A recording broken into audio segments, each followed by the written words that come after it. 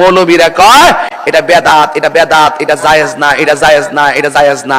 তো তোমরা যে সিরাতুন নবী মাহফিল সাজাও, আমরা তো সিরাতুন নবী ও মানি, তোমরা যে সিরাতুন নবী মাহফিলটা সাজাও, তোমরা যে বছরে বছরে ইস্তেমার মাঠে যাও, তোমরা যে সহি উসুলে তাবলীগ করো, মসজিদে মসজিদে যাও, এটা কোন দলিলে আছে?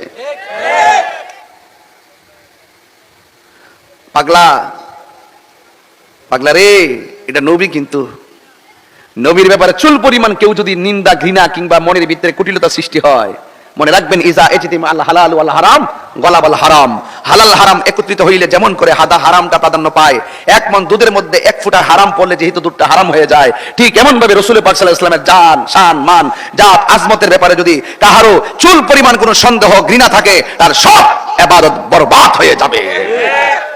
কথা কি সঠিক? এই পর্যন্ত ওয়াজ বুঝছেন কিনা আপনারা? ঈদ কি এক দুইটা না একাধিক?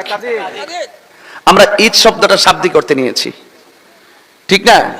যেটা বারবার বছরে বছরে যেটা বারবার ফিরে আসে, এটাই হলো ঈদ। এটাই কি ঈদ। রবিউল আউয়াল প্রতি বছর আমাদের মাঝে আসে, তাই আমরা ঈদ পালন করি। এটা হলো শুকরানা মিছিল। এটা কি? আল্লাহ বলছেন তোমরা রহমত পেলে আনন্দ করো, নিয়ামত পেলে আনন্দ করো।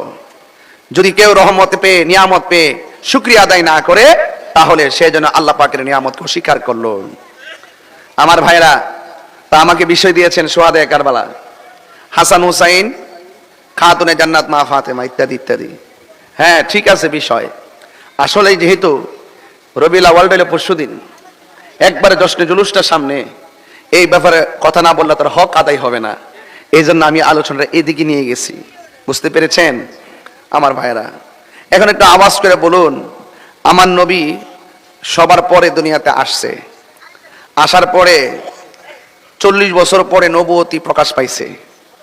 40 বছরে নবুয়তি প্রকাশ পাইছে, আল্লাহ নবীজিকে নবুয়তি দান করেছেন। আচ্ছা আসলে কি নবীজি দুনিয়াতে আসার পরে 40 বছর পর নবুয়তি পাইয়া নবী হইছে, নাকি মা আমেনার থেকে আসার সময় নবী হয়ে আইছে? শুধু কি মা আমেনার মধ্যে আসার সময় নবী, এর আগে কি নবী ছিল না?